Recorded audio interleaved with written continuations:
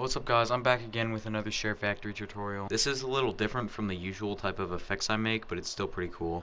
There's a lot of ways to do this effect, so right now I'm going to string about a minute of clips of the things you can do with the effect. If you don't care for it, you can skip to the time on screen, but I would definitely recommend watching this so you know what you're making.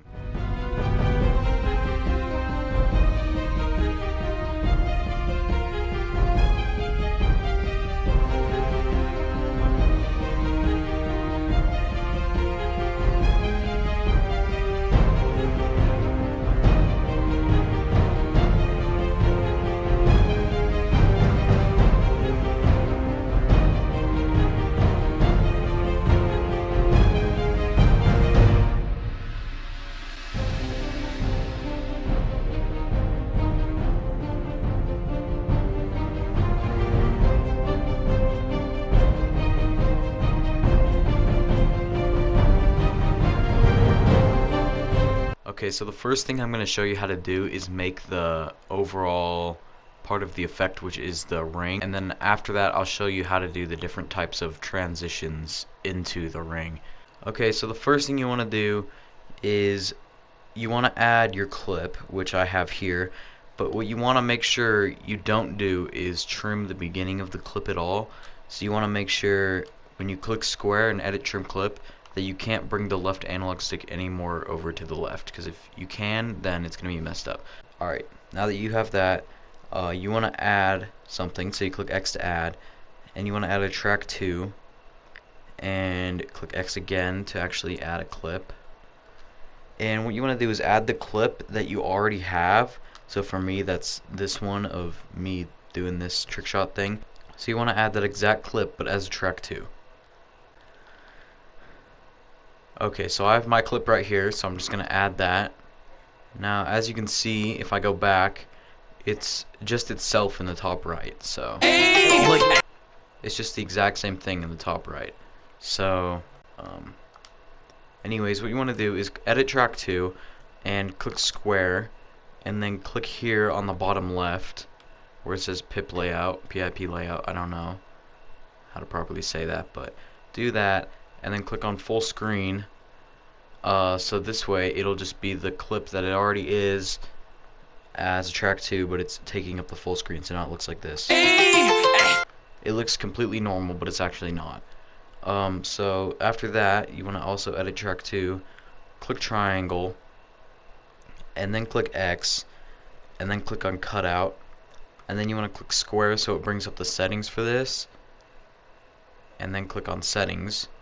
And then you want to bring the radius up to like 45 and bring the feathering all the way down.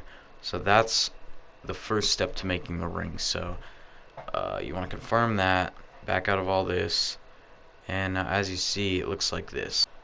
Alright, so what you want to do after this is get out split clip and do that.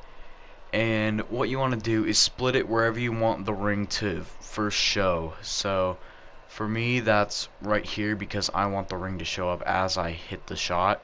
So I'm going to split it like right here, like right on the beat drop. I recommend going a little bit before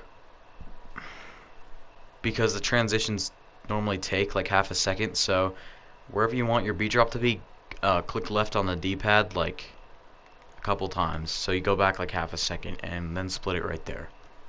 Then what you want to do is on the second clip after the split, you want to click X to add, and you want to add a layout, and you want to click on this one right here. After you've done that, you want to click square and you want to edit the layout, layout settings, and there are exact numbers you have to bring this to. So you want to bring the intensity down to about 80. And you want to bring the inner radius up to about 60. And you want to bring the outer radius down to about 20. Because that track 2 is there, it's covering the rest of the layout, so that's why it has this effect. So you want to confirm that, and as you can see, it looks like this. But I'm gonna add the effects and everything that I showed you at the beginning of the video, so I'm going to show you how to do all those things. But what you might want to do first is change the color, because right now it's just a black. I'm going to change it, I don't know what to, but to do that you just want to edit the layout, layout settings, go down to color, and click square to select it, and choose whatever color you want. I'm gonna go with like a purple. Looks good. Okay, so for this one, you want to go to the first clip out of the two, and you want to click X to add a transition, go to dissolves, and click on HSB Fade. And that's it for that one. And that should look like this.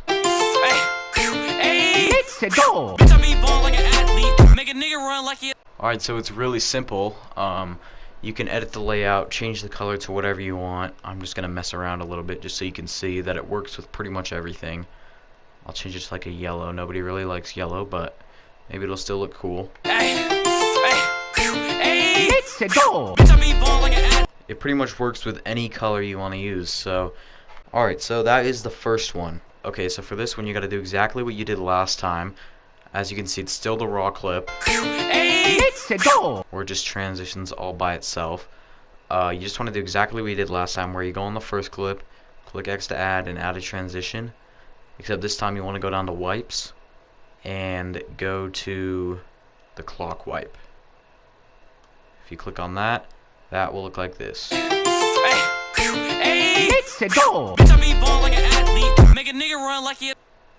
Alright, so again, really simple. That's all you gotta do. You can change the color. Yeah. Okay, so for this one, it's the exact same thing. You just want to add a transition. I'm gonna delete this one just so I can start from the beginning. Raw clip again. On the first clip, you just want to add a transition and make sure you're in wipes, and then click on wipe down, or you can use wipe up. Wipe down probably will look better, but yeah, that looks like this.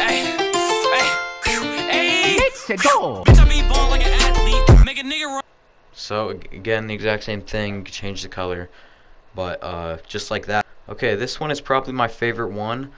Again, just like last time, you just want to add a transition before this clip.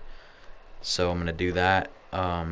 Go to dissolves and choose the burn fade, and that will look like this.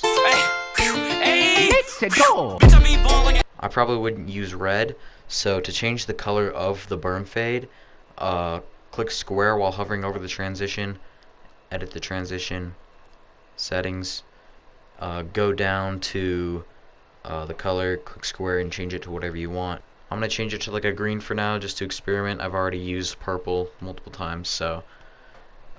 You can also displace the X and Y axis. I haven't tried it. It might look good. I don't know. I guess we'll see. I'm just gonna see what that looks like real quick. That actually works pretty well. So yeah, that's probably a good idea when using the burn fade to displace the X and Y, just like 0.1. You don't want to do anything crazy because then it just looks bad. So just go to like 1 or 2, and yeah, that looks pretty cool. Okay, now for this one, you just want to do the exact same thing as always. On the first clip, add a transition, and add the block fade this time. Now that will look like this. If you edit the block fade, so just like before we hover over the transition and edit it, go to transition settings, you can change the width of the block. So if you go like that, that might look cool too. So just confirm that, and that will look like this. That one looks pretty cool too. Yeah, that's pretty much all I have. I'm pretty sure there's a lot of other things you could probably do. So if you're just messing around, if you happen to be messing around and see any transitions that work well with this effect, leave a comment, let me know, and I'll test it out. Anyway, that's it. Like the video. Check out my other videos. I have multiple other tutorials on ShareFactory tips that will help you out with montages. And yeah, that's pretty much it.